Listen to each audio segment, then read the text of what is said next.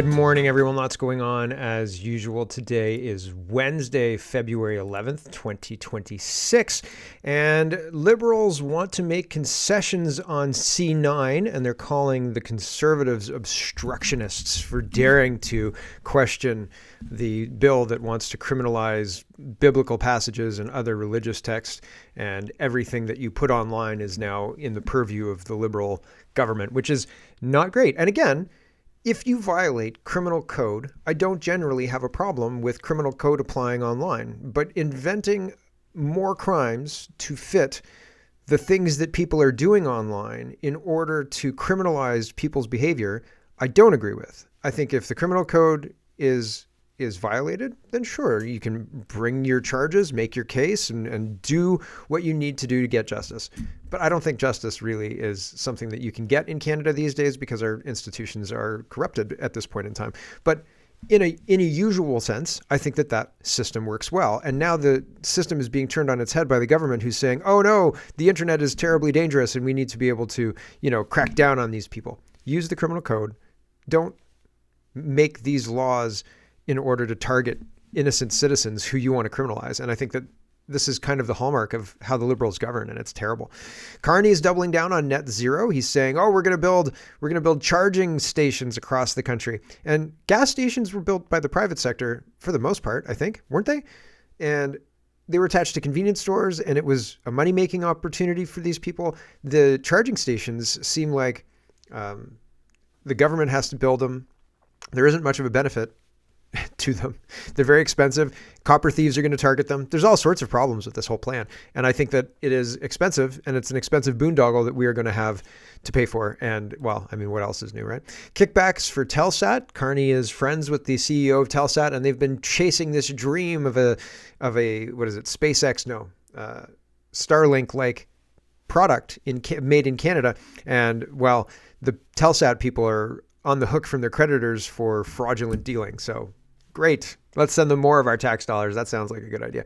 And mass shooting in British Columbia yesterday. The RCMP are using preferred pronouns for that person. So weird. It's a wild and crazy time in Canada. Lots to get to. Let's get to it. First, CTV News in Vancouver says more than half of British Columbians fear for their safety, survey suggests. Yes, in Canada, things are getting more violent, more chaotic. There was a person in BC who asked a guy not to smoke drugs in front of his daughter, and he was killed for it. And everybody just kind of shrugged and carried on. And that's really strange. The violence, and a friend of mine went and experienced Vancouver for themselves. They were just out there visiting family, and they decided to go into Vancouver for the day. And it's great. She said it's like going to, she said it was absolutely jarring. It was so bad that she couldn't quite believe what she was seeing. And I believe I've seen the videos, but holy cow, being immersed in it, I couldn't imagine, right? So yikes. And people feeling like Canada is less safe. It's not just a feeling. I think that it actually is less safe. And the stats back it up, despite the liberals trying to hide the numbers or reclassify the numbers or let criminals out of jail and not put people in jail. So that keeps the numbers down. And so the reports don't look terrible, but it's terrible. It's much worse than it was when I was a kid. And from my anecdotal experience. And so that's weird. Tamara Litch says, this is incredibly sad news from Tumbler Ridge. My sincere condolences to the families of the victims in the community. 401 Desparnich says, RCMP respond to active shooter incident at Tumbler Ridge Secondary School in British Columbia. 10 confirmed dead, including the suspect described as a female in a dress. That's weird. With brown hair, was located deceased, 25 others injured. And so people are sharing images that are not the shooter.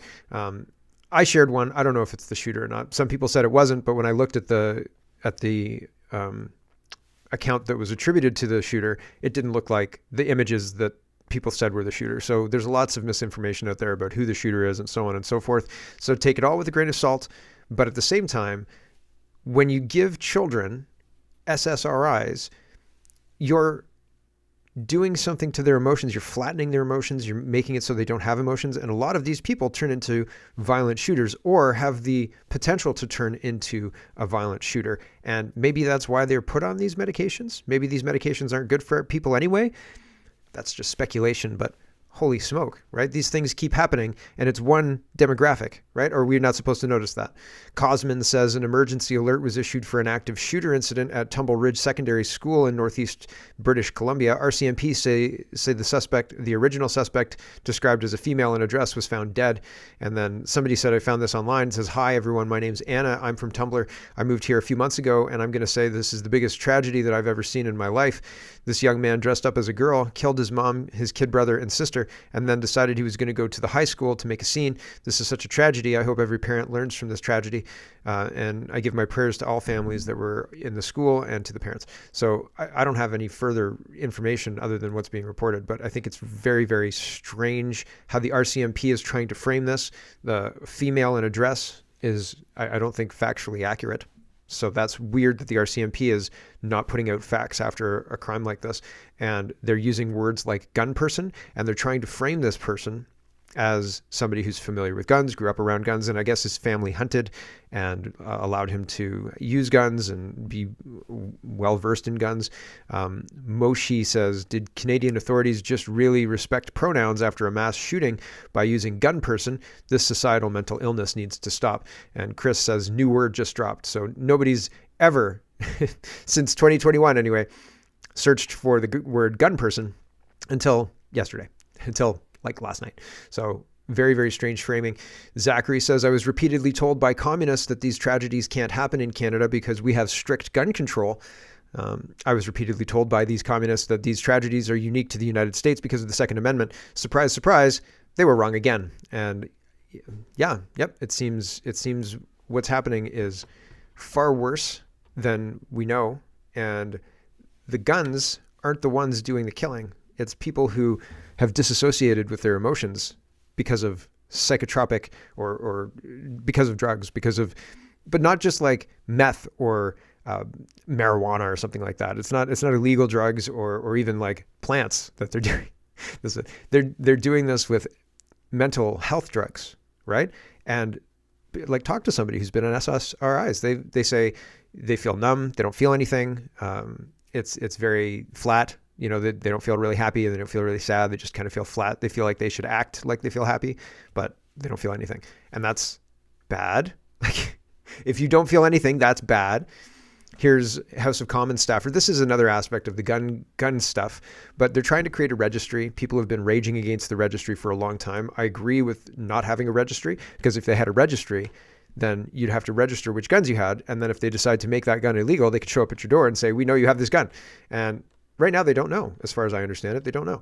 And so House of Commons staffer says, had a firearms license before 2021, your data was hacked. So hack was linked to gun licensing program, was the biggest federal data breach in the last 5 years. So if you are a firearms license owner, that database was targeted and your information was removed. Isn't that concerning? I think that's concerning. Like, that's pretty wild. And it doesn't make me feel like just giving all of our information to the federal government for like a centralized digital ID and centralized registration for healthcare and like everything for me. It doesn't seem like that's a good idea, because it doesn't seem like they can keep that data safe, because historically in recent history, very recent history, they were unable to keep that data safe. So what's changed? Nothing. They're not able to keep that data safe now either. Let's talk about trade very quickly. Donald Trump used to like the bridge. Now he doesn't like the bridge. Why did he change his mind on the bridge?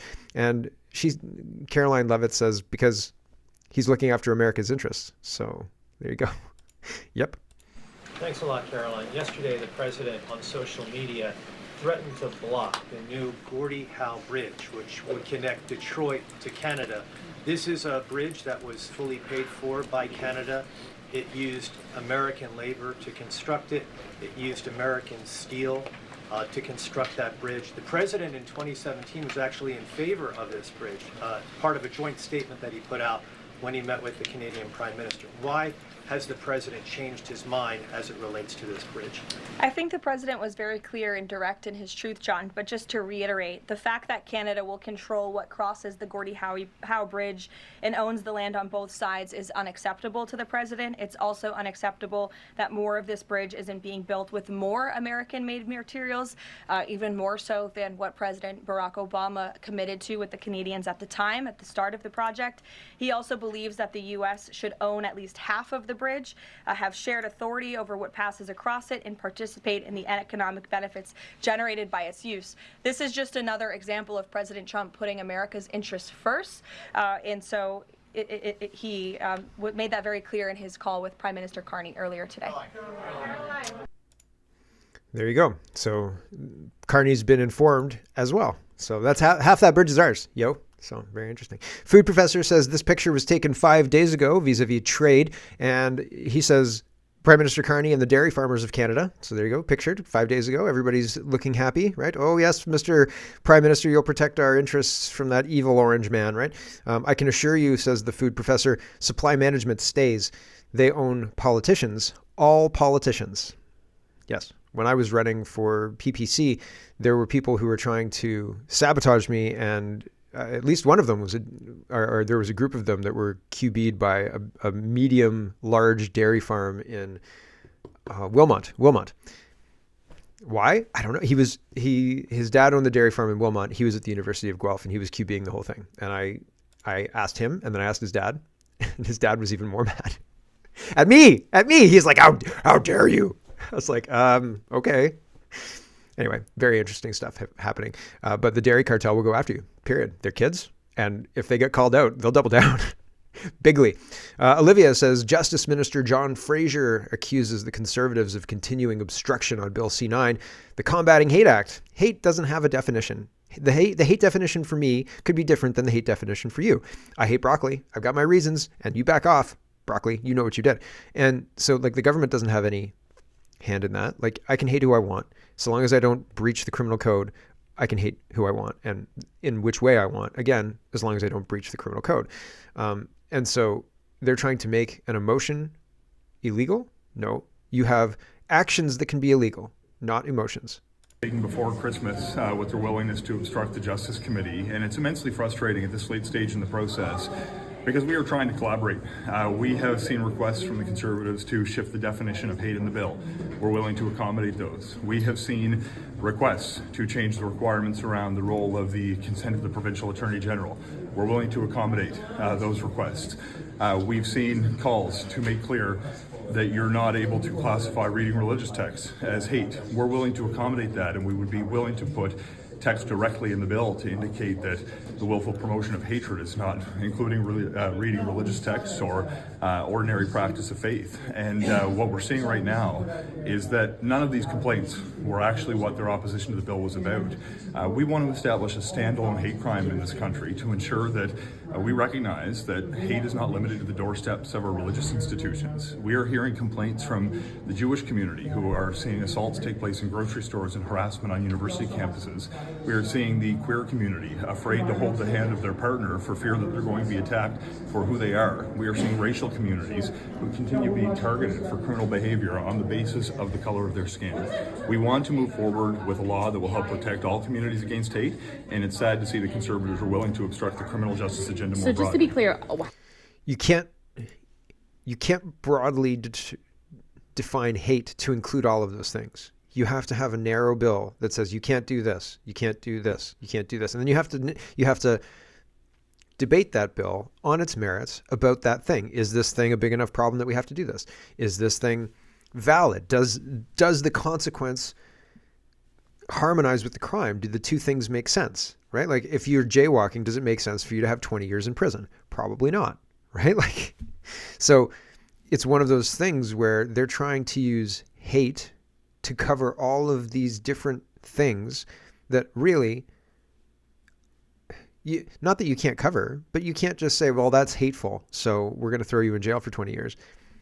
I'm sorry, like the woman who was vandalizing what's it called? The subway in Toronto. Apparently she was caught and they're going to prosecute her as a hate crime. I don't know what kind of sentence she's looking at or anything like that. But if you vandalize a train station, should you get 20 years in jail? No. No, you should not. Right? Especially when you've got people who have been killing people and they get out on promise to, or raping people and they get out on promise to appear. That seems crazy, doesn't it?